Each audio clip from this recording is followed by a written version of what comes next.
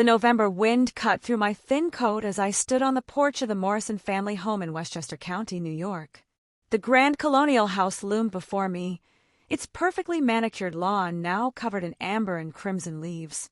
Through the tall windows, I could see the warm glow of the dining room chandelier and silhouettes moving about in preparation for Thanksgiving dinner. My hands trembled slightly as I clutched the homemade pumpkin pie I'd spent hours perfecting. It wasn't nerves about the food. I was actually a decent cook. It was the knowledge that behind that mahogany door waited a family who had made it crystal clear that I didn't belong. "You ready for this, babe?" My husband Ryan squeezed my shoulder gently. His brown eyes held that familiar mixture of love and guilt that appeared whenever we visited his family. "As ready as I'll ever be," I managed, forcing a smile. Ryan had grown up in this world of privilege, private schools, country club memberships, summers in Martha's Vineyard. His father, William Morrison, was a prominent investment banker, and his mother, Patricia, came from old Connecticut money. Their expectations for Ryan's future wife had been very specific, and a middle school teacher from Queens named Maya Rodriguez had never been part of the plan. The door opened before we could knock. Patricia Morrison stood there in her perfectly pressed cream-colored sweater set, her silver hair styled in that way that screamed expensive salon. Her smile was practiced, the kind she perfected at charity galas and board meetings. "Ryan, darling." She embraced her son warmly, her genuine affection for him evident. Then her eyes moved to me, and the temperature seemed to drop 10 degrees. "Maya, how nice to see you again." "Thank you for having me, Mrs. Morrison. I brought dessert." I offered the pie, which suddenly looked embarrassingly homemade compared to the professional catering setup I glimpsed in the kitchen. "How thoughtful." She took it with the same enthusiasm one might accept a tax bill. "I'll just put this somewhere." The foyer was exactly as I remembered from my previous visits: marble floors, oil paintings of stern-looking ancestors, and a crystal chandelier that probably cost more than my annual salary. Family photos lined the antique console table, chronicling Ryan's privileged upbringing, sailing lessons, prep school graduation, college parties with other beautiful, wealthy young people. What struck me most was what wasn't there. Not a single photo included me, despite Ryan and I having been together for 3 years and married for 6 months. "The family's gathering in the living room," Patricia announced, leading us through the house. "Your brother flew in from Boston this morning with Stephanie and the children." Ryan's face lit up at the mention of his brother. "Great! I can't wait to see them." As we entered the expansive living room with its floor-to-ceiling windows overlooking the Sound, I was struck by the scene before me. It looked like something from a Ralph Lauren advertisement. Everyone perfectly dressed, positioned just so, with the autumn afternoon light streaming in dramatically. Ryan's brother Christopher stood by the fireplace, tall and blonde like Ryan, but somehow more polished, more refined. His wife Stephanie was exactly what central casting would order for: wealthy Connecticut socialite, designer everything, perfect posture, that particular shade of highlighted blonde that cost a fortune to maintain. Their 2 children, 8-year-old Madison and 6-year-old William Jr., were the kind of beautiful, well-behaved kids you see in luxury car commercials. "Ryan." Christopher strode over, and the brothers embraced warmly. "Good to see you, little brother." "Chris, you remember my wife, Maya," Ryan said, his arm protective around my waist. Christopher's handshake was firm but brief. "Of course. The teacher, right?" There it was, that slight emphasis on teacher, that made my profession sound like something apologetic, something less than. "That's right. I teach 7th grade English in Queens." "How rewarding that must be," Stephanie chimed in, her voice carrying that particular brand of condescension that wealthy women had perfected. "Working with those challenging students." The implication was clear. I worked with poor kids who weren't like their perfectly groomed offspring who attended exclusive private academies. Ryan's father, William Sr., emerged from what I assumed was his study, wearing the kind of casual weekend outfit that probably cost more than most people's formal wear. He was a commanding presence, tall, silver-haired, with the bearing of a man accustomed to being the most important person in any room. "Ryan, son, good to have you home." His greeting was warm, genuine. Then he turned to me, and it was as if someone had flipped a switch. "Maya." That was it. Just my name, flat and emotionless. "Hello, Mr. Morrison. Thank you for including me in your family gathering." He nodded curtly and turned his attention back to his sons, launching into a discussion about Christopher's law practice and some case he was working on.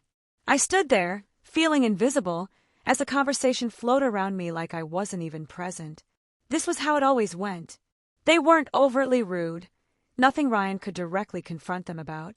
Instead, it was 1,000 small cuts, a masterclass in exclusion disguised as politeness. "Maya, why don't you help me in the kitchen?" Patricia suggested, though it sounded more like an order than a request. I followed her through the house, past formal dining rooms, and sitting areas that looked like they belonged in Architectural Digest. The kitchen was a chef's dream: marble countertops, professional-grade appliances, and a staff of caterers putting the finishing touches on what was clearly a restaurant-quality meal. "I thought you might want to make yourself useful," Patricia said, handing me an apron. "You could arrange the dinner rolls." It wasn't a request. As the professionally trained staff worked around us, preparing dishes that probably cost more than my grocery budget for a month, I found myself relegated to the most basic task possible: arranging store-bought rolls in a basket. The symbolism wasn't lost on me.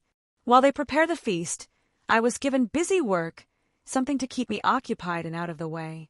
"So," Patricia began, her tone deceptively casual as she directed the caterers, "Ryan mentioned you two have been talking about buying a house."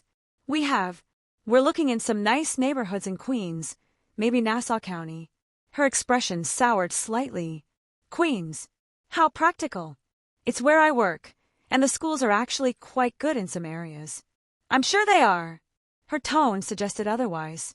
"Of course, Christopher and Stephanie just closed on the most beautiful property in Greenwich.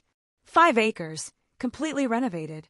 The children will attend Greenwich Academy, naturally. Naturally. Because that's what people like them did. They bought beautiful homes in beautiful places and sent their children to beautiful schools that cost more per year than most people made." "That sounds lovely," I managed. "It is. Christopher has done so well for himself. Made partner at his firm, married beautifully." She paused, letting that last word hang in the air.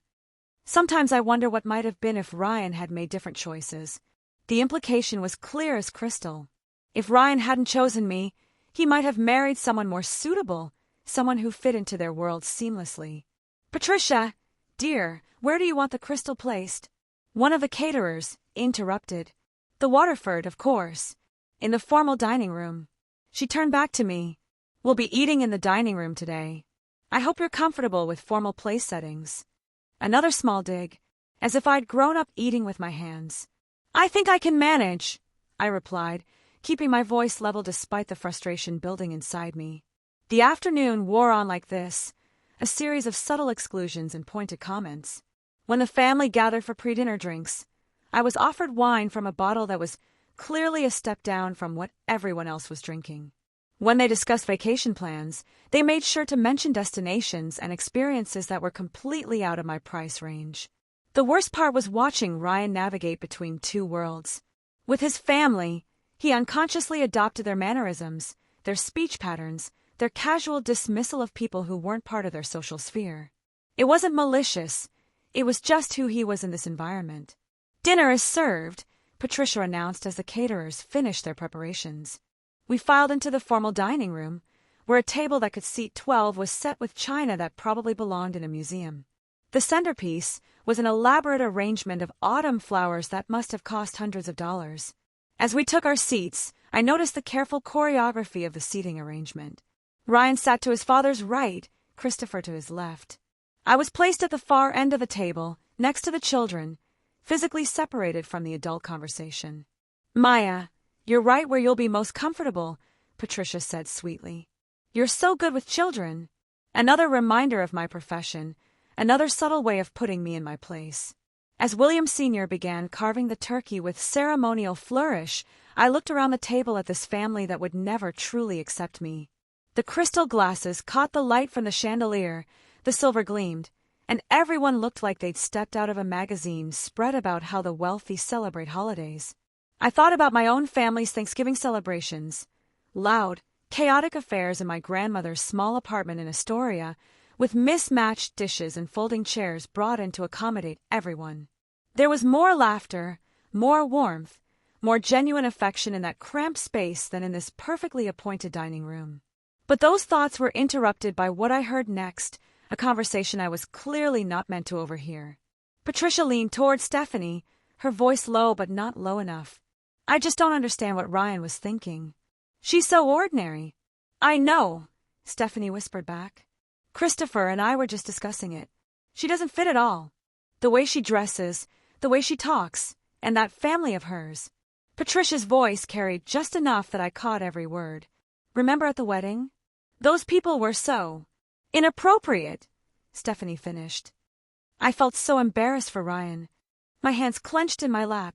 They were talking about my family, my hardworking parents, my siblings who had supported me through college, my grandmother who had saved for months to buy me a wedding gift. "I keep hoping this is just a phase," Patricia continued.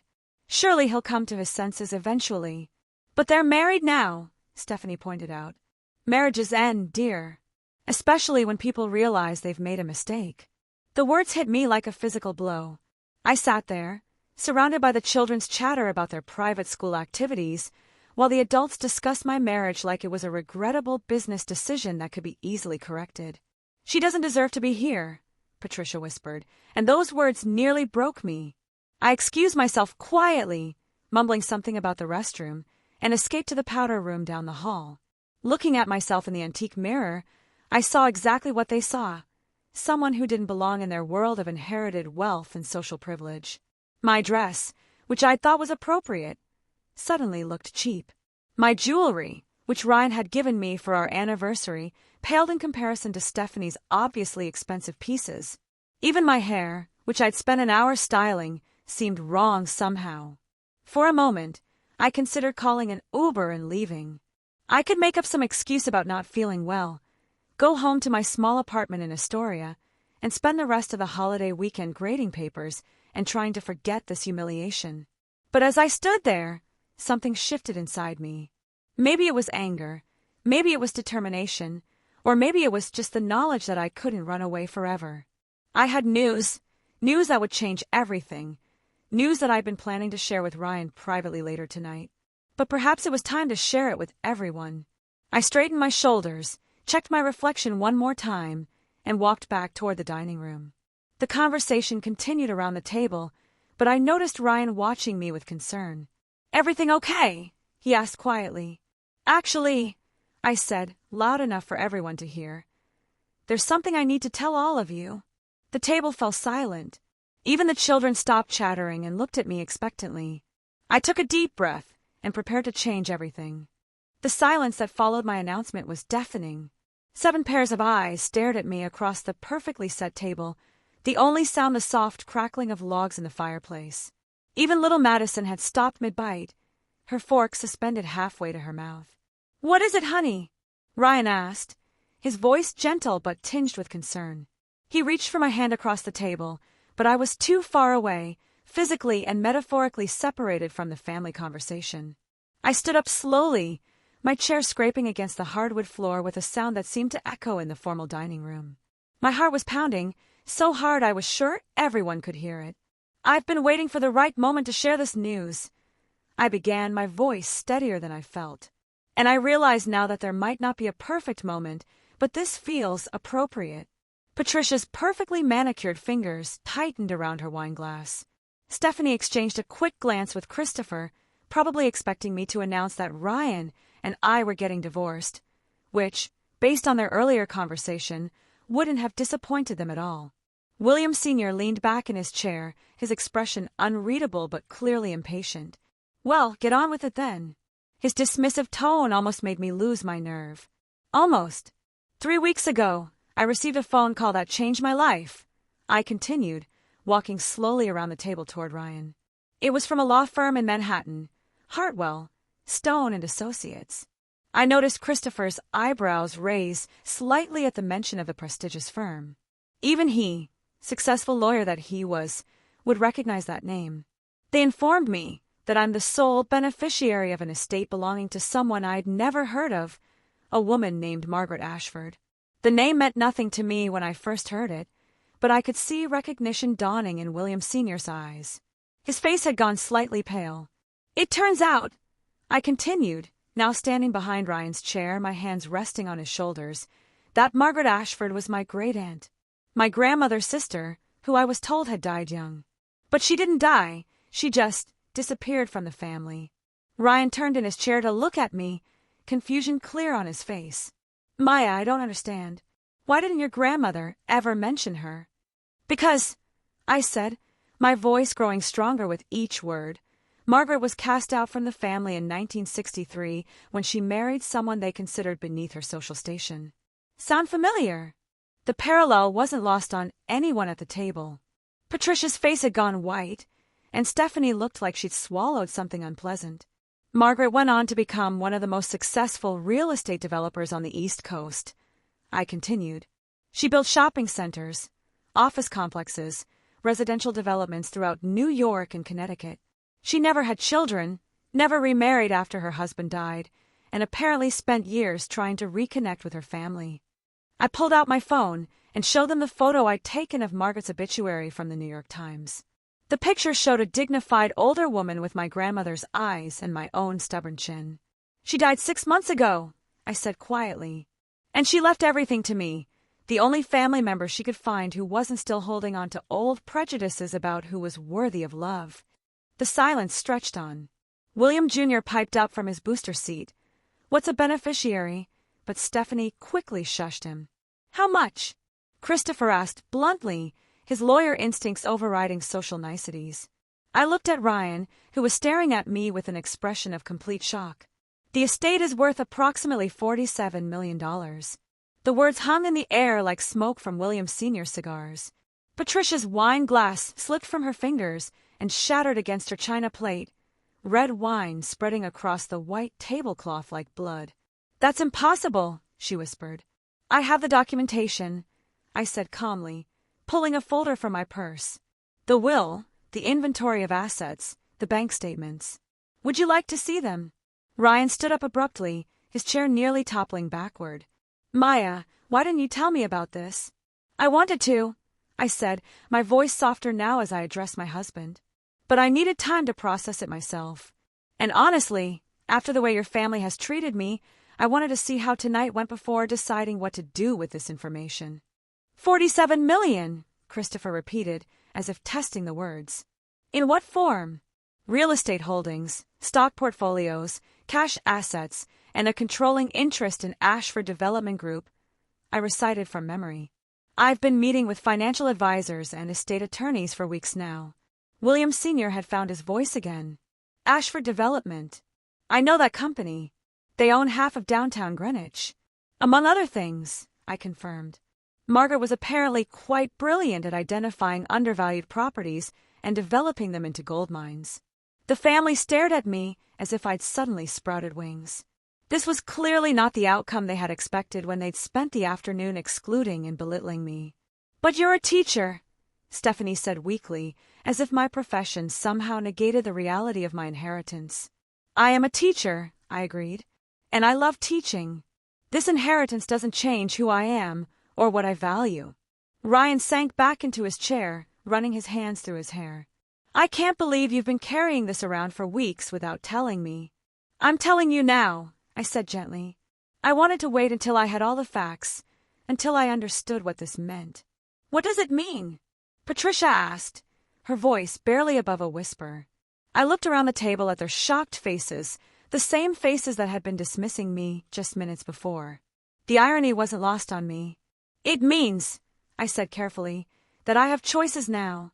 I can quit teaching and manage the business full-time, or I can hire people to run it while I continue doing what I love. I can buy a mansion in Greenwich bigger than this one, or I can keep living in Queens and use the money for philanthropy. You could help fund Ryan's political ambitions," William Sr. said suddenly, his business mind already working. "With that kind of money behind him, he could run for Congress, maybe even Senate." It was fascinating to watch how quickly their attitudes shifted. Suddenly, I wasn't the inappropriate wife who didn't deserve to be there. I was a potential political asset. Or, I said pointedly, I could continue being a middle school teacher in Queens who happens to have some money in the bank. Ryan reached for my hand. Whatever you want to do, I'll support you. Will you? I asked, studying his face. Even if I choose to keep teaching? Even if I decide to donate most of it to educational charities? Even if I don't want to change our life at all? He nodded without hesitation. Of course. But I could see the wheels turning behind his eyes, the possibilities opening up that he'd never dared to consider before. Politics, business ventures, social advancement, all suddenly within reach. This is incredible, Maya, Christopher said, his tone completely different from earlier. You'll need excellent legal representation to manage an estate this size. I'd be happy to recommend some colleagues, or perhaps my firm could. I already have representation. I cut him off. The same firm that handled Margaret's affairs for 30 years. They're quite competent. The conversation that followed was surreal. Suddenly everyone was interested in my opinions, my plans, my thoughts on real estate development and investment strategies. Stephanie wanted to know if I was planning to redecorate our apartment.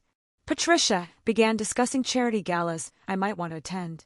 It was as if a switch had been flipped, and I went from invisible to the most important person at the table. But I noticed something else, a shift in how they looked at Ryan too. Before, he was the disappointing son who had married beneath himself. Now he was the clever one who had somehow managed to marry money. We should celebrate, Patricia announced, signaling to one of the catering staff. Bring out the Dom Perignon from the cellar.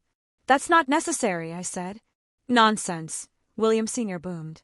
This calls for champagne. Welcome to the family, Maya. The words I'd been waiting 3 years to hear, and they came only after I proved my worth in dollars and cents.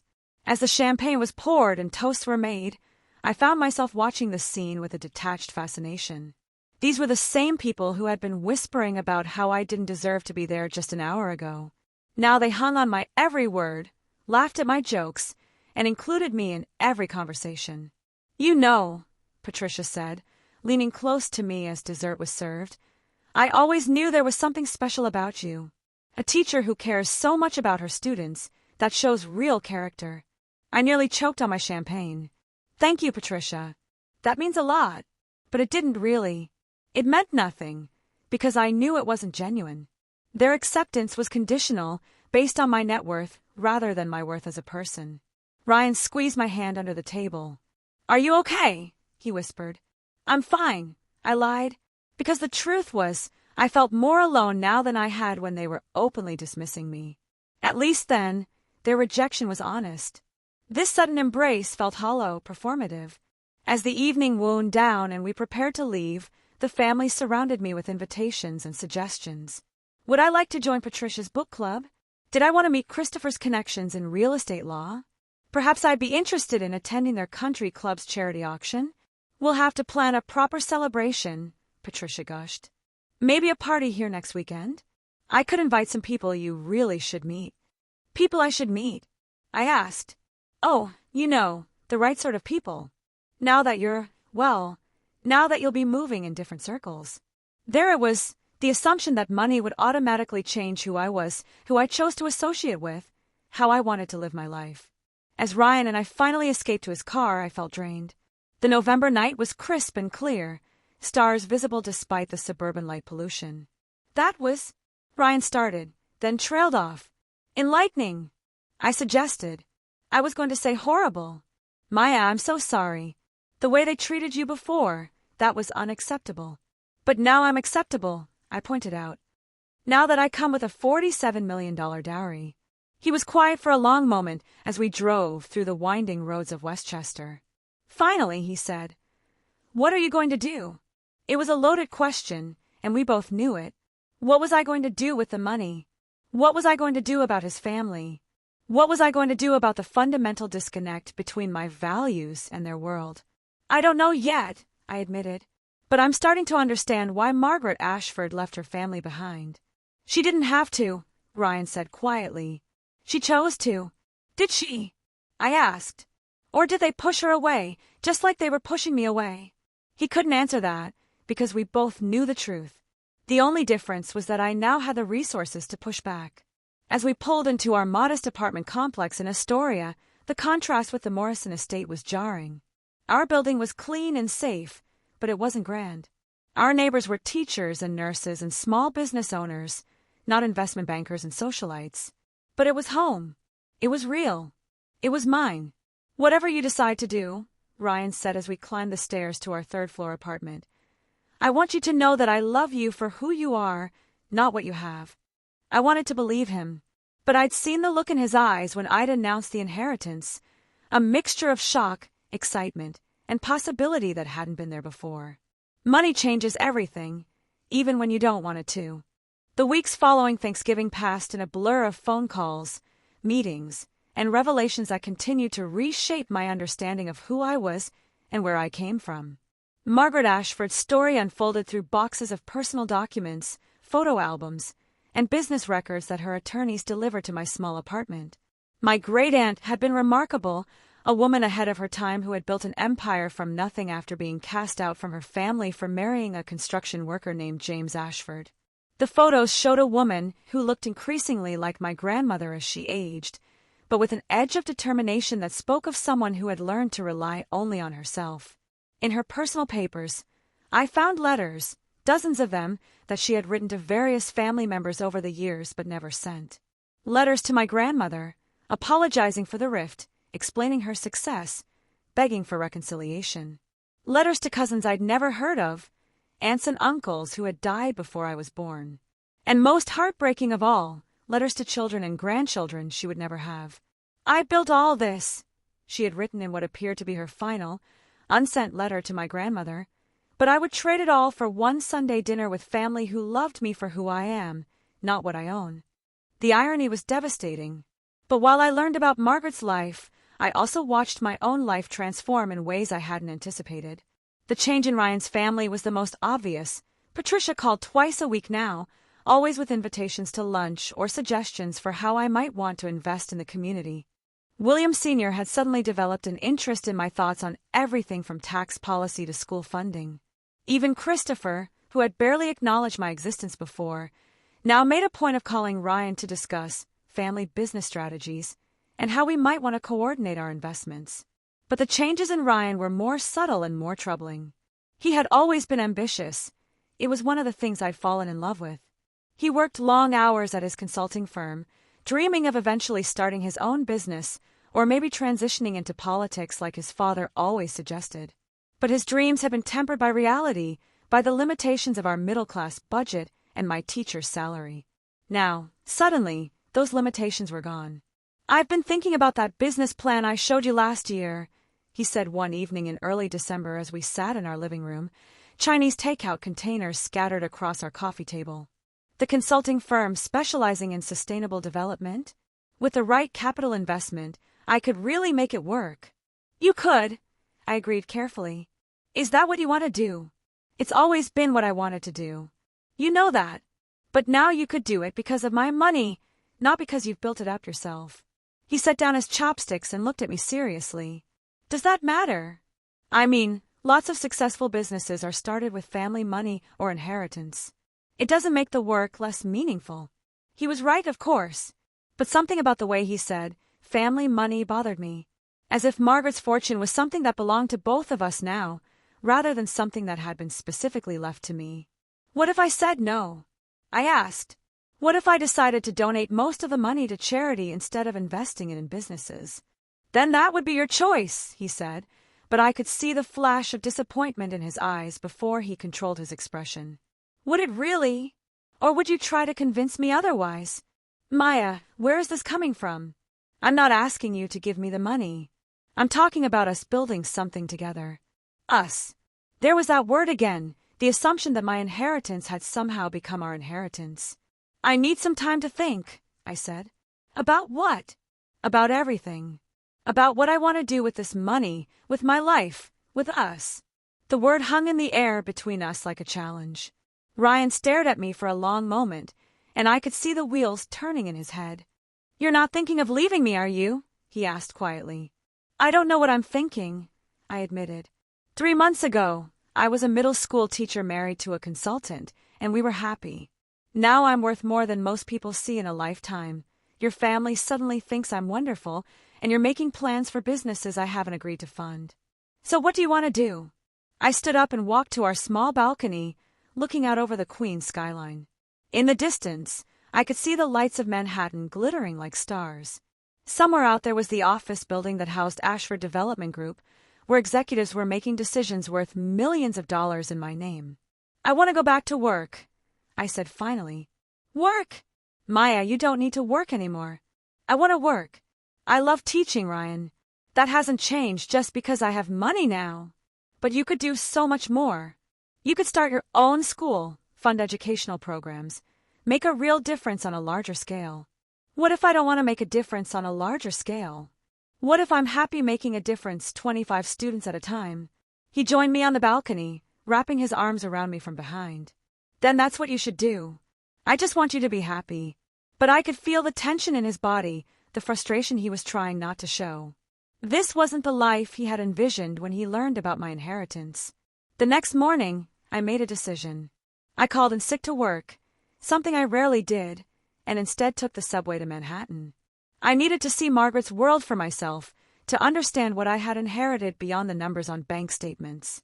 The Ashford Development Group offices occupied 3 floors of a gleaming tower in Midtown. The receptionist, a polished young woman who could have been Stephanie's younger sister, greeted me with the kind of deference usually reserved for celebrities. "Ms. Rodriguez, we've been so looking forward to meeting you. Mr. Peterson is waiting in the conference room." James Peterson was the company's president, a man in his 60s who had worked with Margaret for over 20 years. He was tall and distinguished, with the kind of quiet authority that came from decades of making important decisions. "Margaret spoke of you often in her final months," he said as we settled into his office, which had floor-to-ceiling windows overlooking Central Park. "She was so proud when she finally tracked down your family. She was looking for us. For years, she hired investigators, checked public records, followed every lead. When she found your grandmother's obituary in 2018, she was heartbroken that she'd missed the chance for reconciliation. But then she found you." "How?" "You were mentioned in the obituary as a surviving granddaughter. From there, it wasn't hard to track you down. Margaret had been following your career for the past 5 years. The revelation was staggering. Following my career. She was incredibly proud of you. A teacher, making a difference in kids' lives. She said it reminded her of why she got into development in the first place, to build communities, to create spaces where families could thrive." Peterson pulled out a thick folder and spread its contents across the conference table. Photos of buildings, shopping centers, apartment complexes, and mixed-use developments stretched from Manhattan to Connecticut. "This is her legacy," he said. "Affordable housing projects, community centers, schools. She didn't just build for profit. She built for purpose." As I looked through the portfolio, I began to understand the scope of what I had inherited. This wasn't just money, it was responsibility. Thousands of families lived in Margaret's developments, shopped in her centers, worked in her office buildings. What did she expect me to do with all this? I asked. She hoped you would continue her work, but in your own way. She set up the inheritance specifically to give you complete freedom to choose. You could sell everything and walk away, or you could build on what she started. And if I choose to keep teaching, then you keep teaching. She left detailed instructions with the board of directors to continue operating all current projects. The company runs itself quite well. You would only need to be involved as much as you choose to be. That afternoon, Peterson took me on a tour of some of Margaret's projects. We visited a mixed-income housing development in Brooklyn where young families lived alongside seniors, where community gardens flourished between the buildings. We saw a shopping center in the Bronx that included not just retail spaces, but also a public library branch and a community health clinic. Margaret believed that development should serve the community, not just extract profit from it. Peterson explained as we stood in the courtyard of a school she had helped fund in Queens, just 20 minutes from where I taught. Every project had to meet her 3 criteria. It had to be financially sustainable, environmentally responsible, and socially beneficial. Standing there, watching children play in the beautifully designed playground, I felt something shift inside me. This wasn't just about money. It was about continuing work that mattered, work that aligned with my own values about education and community. But it was also overwhelming. How could I, a 7th-grade English teacher, Possibly manage an empire built by a woman who had spent decades mastering real estate development. I don't know anything about running a business this size, I confessed. Neither did Margaret when she started, Peterson said gently. She learned, and she surrounded herself with good people. The infrastructure is all there, you just need to decide what direction you want to take it. That evening, I returned home to find Ryan pacing our small living room, his phone pressed to his ear. He was speaking in the animated tone he used when discussing business deals, gesturing expansively even though the person on the other end couldn't see him. No, I understand the timeline, he was saying. But with the right backing, we could accelerate the whole process. I'm talking about serious capital investment. He noticed me in the doorway and quickly ended the call. How was your day? He asked, but I could see the excitement practically radiating from him. Enlightening. What was that call about? Just some potential business opportunities. There are some amazing possibilities opening up now that we have access to real investment capital. The word came out sharper than I'd intended, and Ryan's face fell slightly. Maya, you know I don't think of your money as mine. But we're married. We're partners. Isn't it natural that we would discuss major financial decisions together? Of course it is. But Ryan, I spent the day learning about what Margaret actually built, and it's incredible. She created communities, helped families, built affordable housing. This isn't just money to be invested in whatever business opportunity looks promising. I'm not suggesting we invest in just anything, he said, his tone becoming defensive. I'm talking about sustainable development, remember? It's completely aligned with what she was doing. Is it? Or is it aligned with what you've always wanted to do, and now you see a way to fund it? The question hung between us, and I could see Ryan struggling with how to answer it honestly. Maybe both, he admitted finally. Is that so wrong? I've had this dream for years, Maya. I've done the research, I've written the business plan, I've identified the market opportunities. Now I finally have a chance to make it real. With my great aunt's money. With your money, he corrected. Money that could help us build something amazing together. There was that word again, us. And suddenly I understood what was happening. In Ryan's mind, the inheritance had become our inheritance, my opportunity had become our opportunity. He wasn't trying to steal from me or manipulate me. He genuinely believed that we were in this together. But I wasn't sure I felt the same way. I need some space to think, I said. Space? What kind of space? I don't know yet. Maybe I'll visit my parents for a few days, or get a hotel room in the city. I just need to be alone with this decision. Ryan's face went pale. Maya, please don't shut me out. We can work through this together. Can we? Because right now it feels like you've already decided what we should do, and you're just waiting for me to agree. That's not fair. Isn't it? When was the last time you asked me what I wanted to do, rather than telling me what we could do? He opened his mouth to respond, then closed it again, because we both knew the answer. The next morning, I packed a small bag and checked into a boutique hotel in Lower Manhattan, just a few blocks from the Ashford Development offices. I told Ryan I needed a few days to think, and despite his protests, I could see in his eyes that he understood why. From my hotel room window, I could see people hurrying along the sidewalks below, teachers heading to work, parents dropping kids off at school, business people rushing to meetings. Normal people living normal lives, the kind of life I had been living just a few weeks ago. My phone rang constantly, Ryan, Patricia, Christopher, even Stephanie wanting to have lunch and chat about opportunities. I turned it off and sat in the blessed silence of the hotel room. That afternoon, I walked through the city, past Margaret's buildings, thinking about choices and consequences. I found myself in front of my old college, where I had first discovered my love of teaching. The campus was quiet in the December cold, but I could almost hear the echoes of younger me, so certain about what I wanted to do with my life. Teaching had never been about the money for me. It had been about connection, about helping kids discover their own voices, about making a difference one student at a time. That hadn't changed, but now I had the resources to make a different kind of difference, on a scale that Margaret had envisioned. I could fund schools, create educational programs, build communities that supported families and children. Or I could do both. I could keep teaching and use Margaret's resources to support education in ways I had never imagined possible.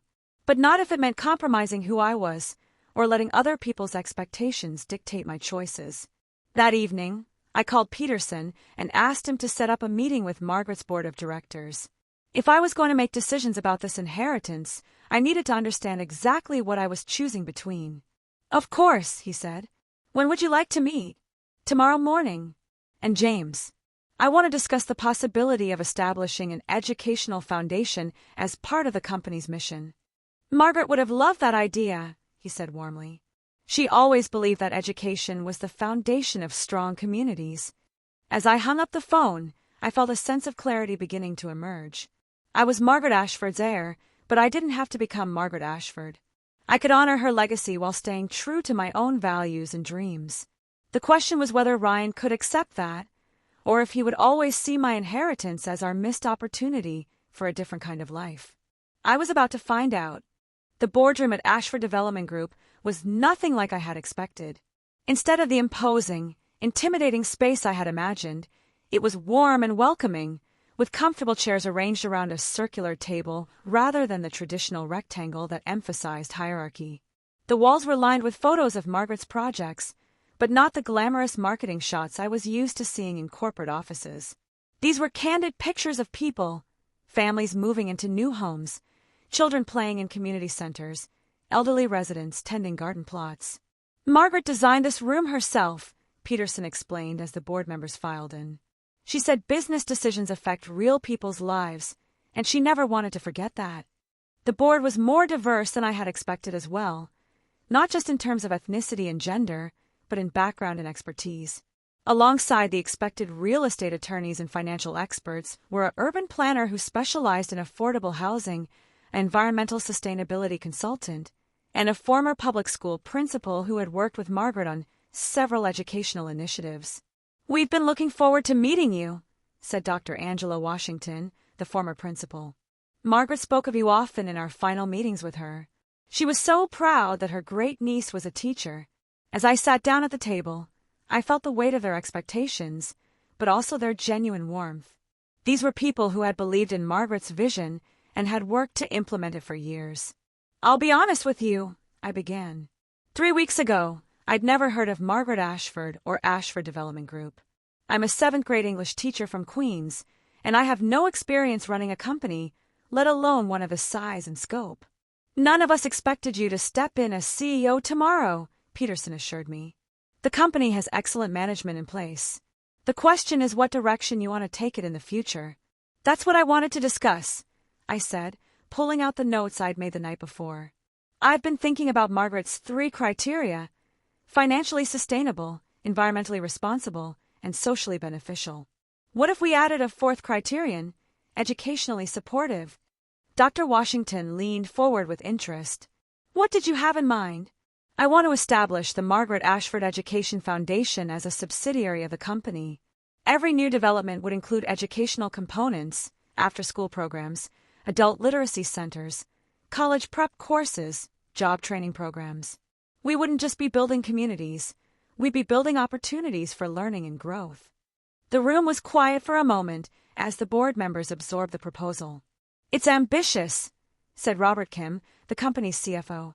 "The financial implications would be significant, but not insurmountable," added Lisa Torres, the sustainability consultant.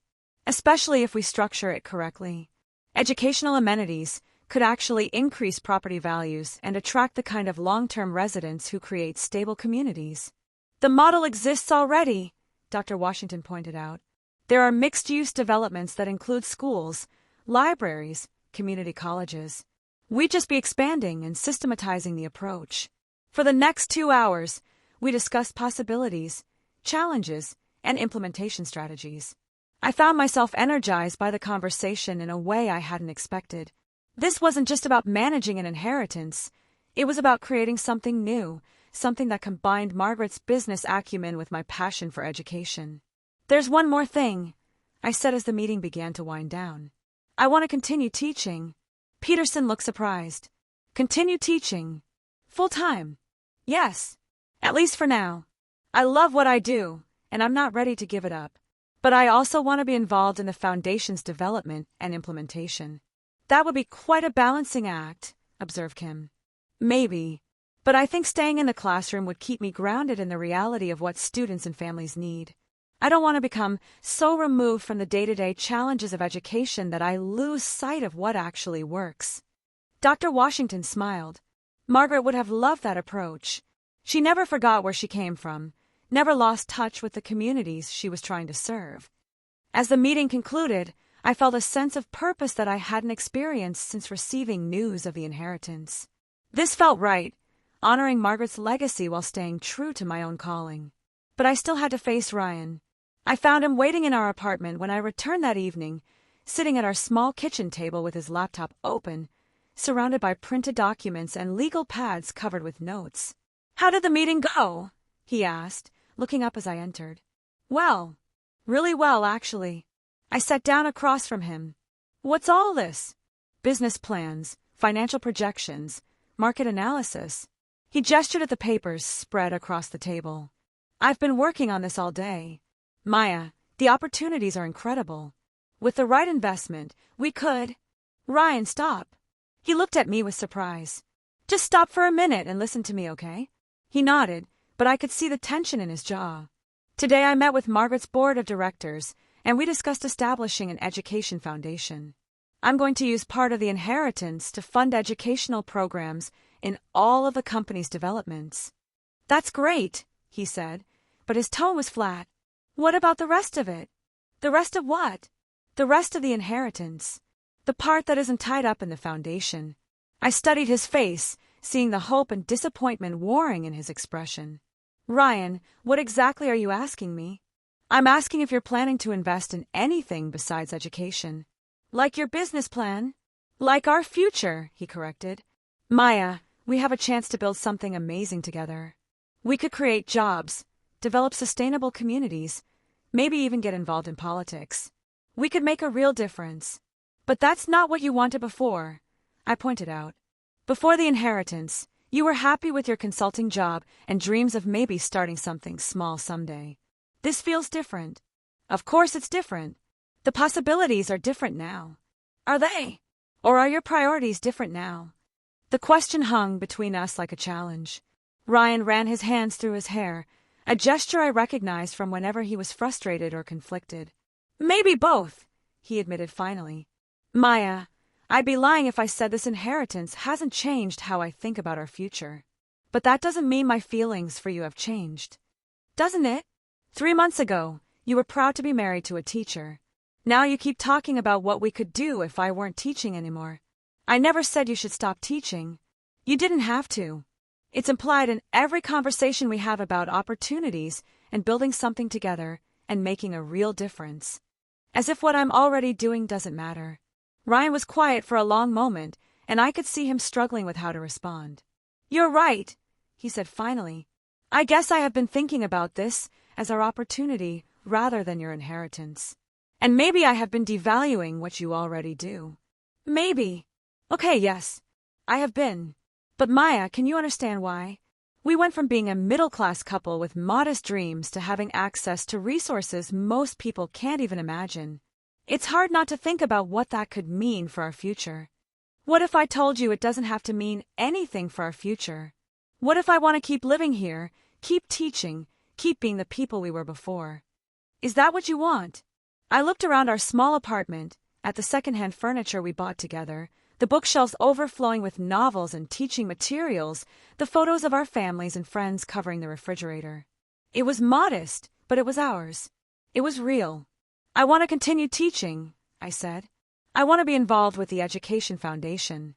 And I want to use Margaret's resources to help kids and families, not to change who we are." "What about us?" Ryan asked quietly. "Where do I fit in this vision?"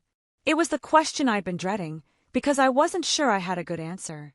"That depends," I said carefully. "Can you be happy with the life we had before, knowing that we could afford something different?" "Can you?" he countered. "Can you really go back to worrying about our mortgage and student loans when you have $47 million in the bank?" He had a point. The knowledge of the inheritance had already changed things in ways I was still discovering. But that didn't mean I wanted it to change everything. "I don't know," I admitted. "But I want to try. I want to see if we can honor this gift without letting it define us." Ryan reached across the table and took my hand. What if we compromised? What if you keep teaching, but we also invest in some sustainable development projects? Small scale, locally focused, aligned with your educational goals. I consider the proposal. It wasn't unreasonable, and it would give Ryan a chance to pursue his dreams without completely derailing mine. Under certain conditions, I said. Name them. First, any business we start has to genuinely align with the Foundation's educational mission. No projects just because they're profitable. He nodded. Second, I remain the primary decision-maker when it comes to the inheritance. We can discuss everything, but ultimately, it's my choice how Margaret's money gets used. Fair enough. And third, we both commit to staying grounded in who we were before this happened. No country club memberships, no moving to Westchester, no changing our fundamental values, just because we can afford to. Ryan was quiet for a moment, considering. What about your family? He asked. Now that they've accepted you, don't you want to build on that relationship? I thought about Patricia's sudden warmth, William Sr.'s newfound respect, Christopher and Stephanie's eager invitations. The acceptance I'd craved for 3 years, finally offered, but only because of my bank balance. They haven't accepted me, I said. They've accepted my net worth. If I lost every penny tomorrow, we'd be right back where we started. You don't know that. Don't I? Ryan, they spent 3 years making it clear that I wasn't good enough for their family. One inheritance doesn't erase that.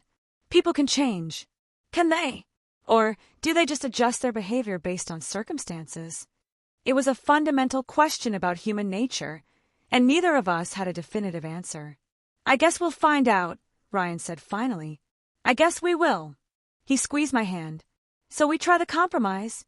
We see if we can balance honoring Margaret's legacy with building our own future. I looked at this man I loved, seeing both the person I'd fallen in love with and the person he was becoming in the shadow of unexpected wealth. I could choose to focus on the changes, or I could choose to believe in the fundamental goodness that had attracted me to him in the first place. We try, I agreed. But even as I said the words, I wondered if we were strong enough to handle the test that Margaret's gift had presented us. Money changes everything, even when you desperately want it not to.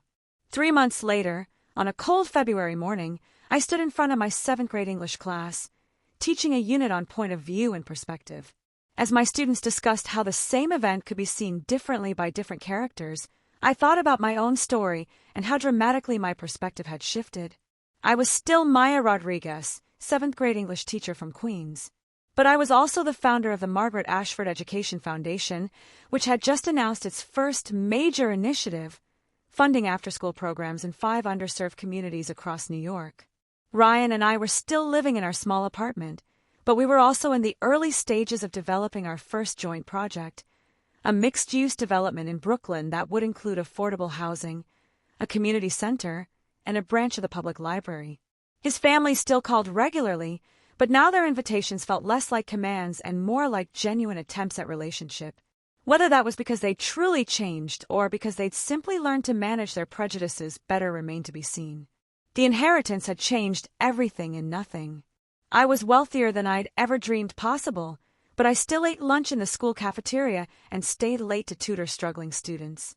I had access to resources that could transform communities, but I still found my greatest satisfaction in helping individual kids discover their love of reading. Margaret Ashford had left me more than money. She left me choices. And every day I got to choose again who I wanted to be and how I wanted to use the gifts I'd been given. As my students packed up their books and headed to their next class, one of them lingered behind. Ms. Rodriguez. Jamal was one of my quieter students, a thoughtful kid who often struggled to speak up in class discussions. What's up, Jamal? I heard about that new after-school program starting next month. The one with the writing workshops. What about it? Do you think someone like me could get in?